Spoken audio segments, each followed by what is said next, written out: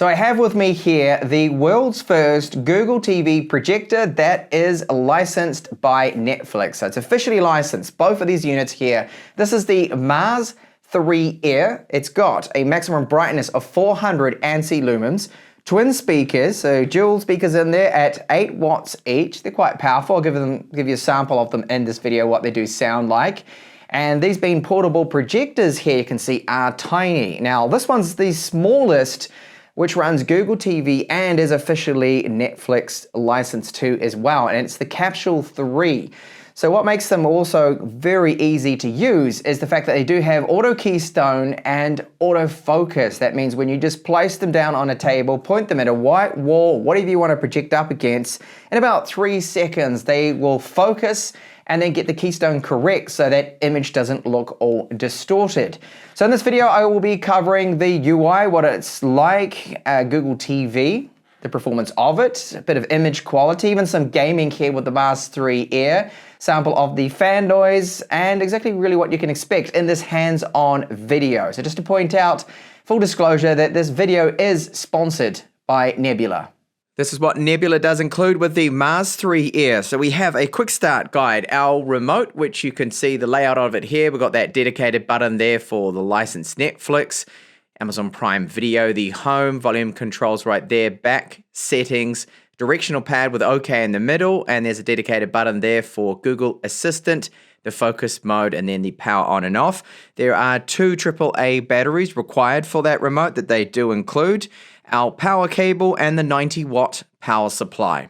So I love the design of the Mar3 Air, how portable it is, because it's got this little synthetic handle on the top. So it's not a hard, rigid handle.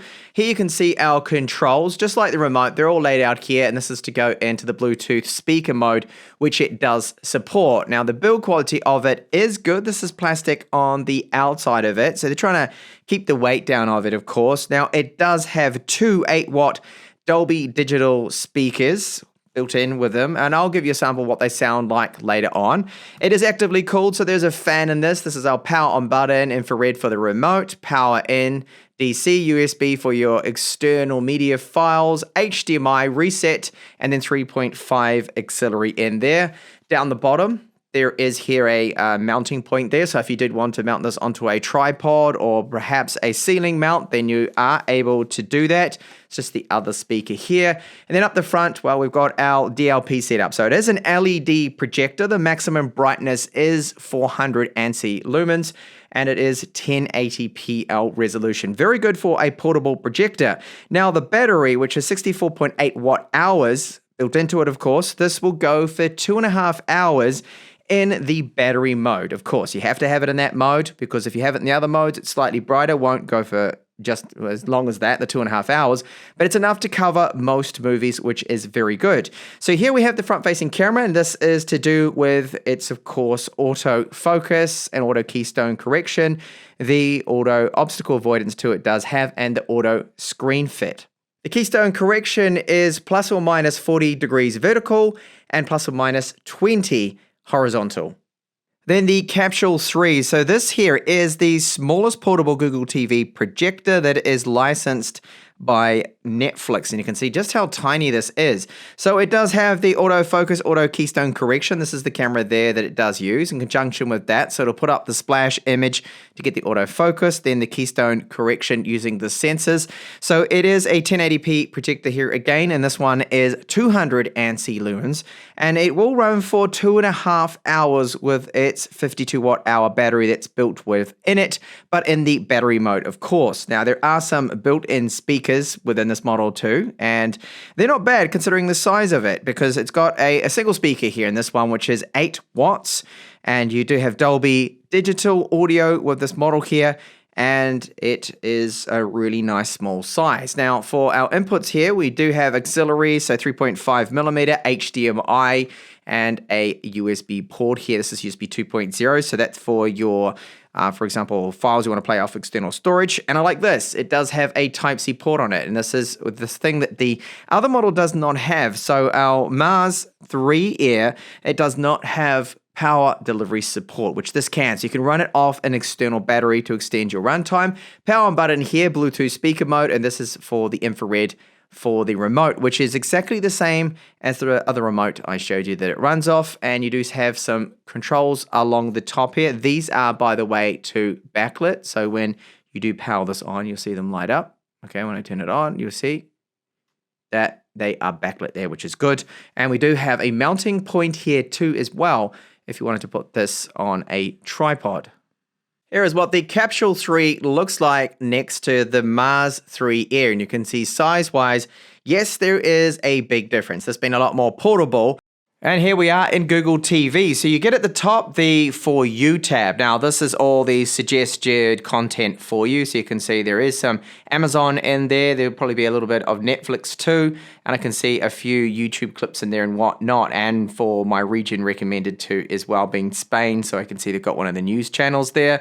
So for applications, my app's here already set up. So Netflix, as I mentioned a few times, it fully certified. So you don't have to mess about trying to install APK files to find out then you're stuck in standard definition. Not with these projectors. They are all in full HD, being officially certified, of course. YouTube, Amazon Prime Video, also in full HD, not in standard definition. Disney Plus, and we've got YouTube Music, Apple TV, all of your favorite apps, they are all there, of course. You've got the full catalog with Google Play, something like 35,000 different applications or so that you can install. And you can see there's a few things suggested here at the top for movies and whatnot for me. So pretty standard.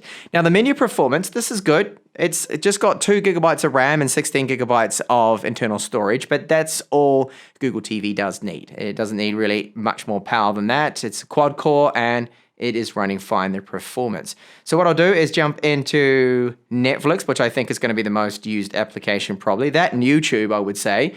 So we'll see how this does work out and the performance. So looking very good. And whoa, that loaded in really quick. So it's 2.4 gigahertz wireless that it is using. And that is ideal really for the greatest signal strength. Normally is the best to get the best range with that. So again, this performance here in the menu seems to be decent. I wouldn't say it's super fast or anything like that, but it has cached in everything well, and navigation is quite easy. So I will jump into something I was just watching here before, and I can only show you a short clip just for copyright reasons, of course, but to check on that performance and just to confirm that it is in 1080p. And there we go. Okay, it's caching in and HDR has popped up. And that wasn't bad. That was pretty quick. And straight away, that image is looking good. It's sharp. It's looking detailed. Brightnesses in the darker areas are good. I'm not seeing any ghosting, color fringing, or any problems. And no speckle either in the blacks. The black levels do look good. Now, I am now using a ALR screen. Quite an expensive one. So we are getting the best possible image quality here for my video. I've just pressed home to go back into our menu here at the top. Before I get into YouTube, I want to play one last popular video streaming app, and that is Prime Video. That's probably second to YouTube, and then third place will probably be Disney Plus, I'd say, or maybe even Apple. But let's have a look at how this one loads in. So this is the first load here. I did have to log on. I needed to scan a QR code, and I logged in through my phone, and that made it quite easy. So scrolling down again, the performance is not bad at all. You can see everything I've been watching. So all my favorite TV shows, movies, whatnot, all coming up. You got all of that right there. And the image quality for 1080p, 400 ANSI lumens, looking very good here. So I'll just start to load one of these into, we'll check on that performance. Okay, yeah, that is definitely 1080p. That is looking sharp, looking great, the image. Now I've just gone into the YouTube app. This is a HDR clip, which it did pop up saying supporting HDR. There you go, you see in the top left-hand corner there. So that's great. Now the performance of it is good. Now this is a 4K clip, so it is, of course, sampling that down to 1080p only, but the colors looking excellent. It is bright, the brightness here, 400 ANSI lumens for a portable projector, remember, that is really good. So what happens if I turn on a 150 watt light? You can see, or of course, the image looks a little bit washed out now, not looking quite as good, but is it still watchable? Can you still watch an episode, bit of a movie or something if you had some bright ambient light? I think so, as long as you've got a decent enough screen. This is an ALR screen, as I mentioned before, so that makes it possible. But even without that, on a white wall, would still be viewable as long as the light is not too bright. So here it's just 150 watts, and all viewable there, all looking reasonably good. I'll just go into one of my own videos I shot so I know what the colors should be looking like here. And this, of course, is in 4K. And that looks excellent. I'm pleased with the image quality. Now, what you will notice, this being LED tech and being 1080p, especially at what I'm projecting at the moment, which is approximately 85 inches, you do see the pixels of it a little bit. If you look close enough, you can see that there's some sharpening to it, the individual pixels there of the LED. So while I do have a little bit of ambient light here outside, you can still make out the image just fine. I'm in the YouTube app and it still looks really good. Just projecting up against this white wall, I will jump into one of my videos right here. And there it is, loads in really quick, even outdoors here. 2.4 gigahertz Wi-Fi does tend to have the best range. And if you want to get really crazy, well, I'm projecting up against the side of my house here. Yeah, my window is in the way. I don't have a space that's large enough. Got the projector there set up, and with its auto keystone, autofocus, it took only a matter of seconds for it to adjust. And there I have now an approximate 350-inch size projected up against my house. And is it viewable, watchable? Could I sit here and watch a movie? Yep, I definitely could. Because it's nighttime at the moment, obviously, you could not do this during the day, but the quality, being 1080p, and even at this distance, and when you're this far away from it, still is actually very, very, very watchable here. And I do want to test it out with a little bit of gaming, the Mars 3 Air. But just before I do that, I want to show you the settings, a little bit about that. So if you tap the settings button, you're going to get this that will come up. Now, this is specific to the current input that I do have, which is the HDMI. I can go into picture here and you can select the brightness. Now, we do have different modes in here. You can manually put it up to 100. This is standard that I'm running, and Eco is the one that will last for the 2.5 hours. So if you're going to be watching a movie that's about like 2 hours, you'll have to run Eco, of course, and you've got Auto, which is recommended when it's plugged in. That's what it'll be using when it is plugged in, and when it's disconnected, it automatically goes then into the Echo. So I'm on standard here just to show you this gaming and at the maximum brightness, what you can expect. There are other settings in here like the picture mode. We can go through and change this. So you've got standard, movie, and I'm going to put it to game. Okay. And you've got your keystone correction turned on with normal response time, but I have it on extreme, which is going to give me the absolute best response time here that you do want for gaming. Picture modes, you also got bright, custom, you can adjust that.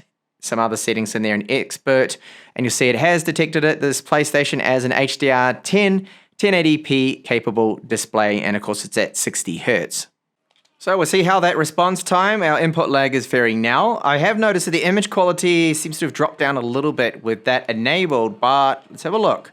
So when I turn to the right, the left, this is, yep, that seems to be fine actually. So for a little bit of casual gaming on the side, portable, take it wherever you go. Maybe you've got your PlayStation with you, who knows? Or something that's a little bit more portable would be a Nintendo Switch. That'll be ideal for this. You can plug it into it, and that response time is, yep, that's fine.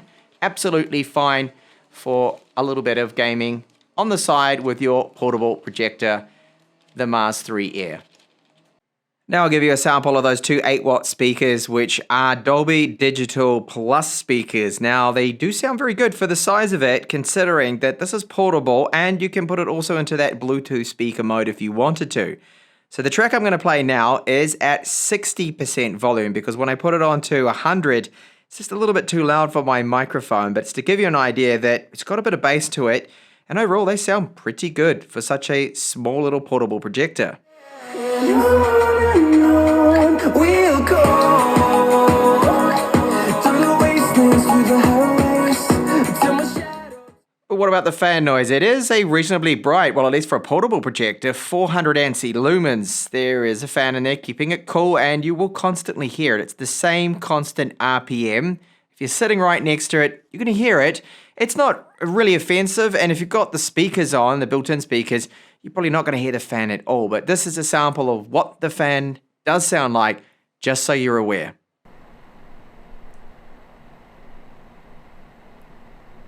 Moving over now to our Capsule 3, I wanted to show you just a little bit of that, but why I love this unit here is for its portability. I think this one is really good for camping, so it's even smaller, even lighter, and you can connect up portable batteries like this one right here that I do have from Anker.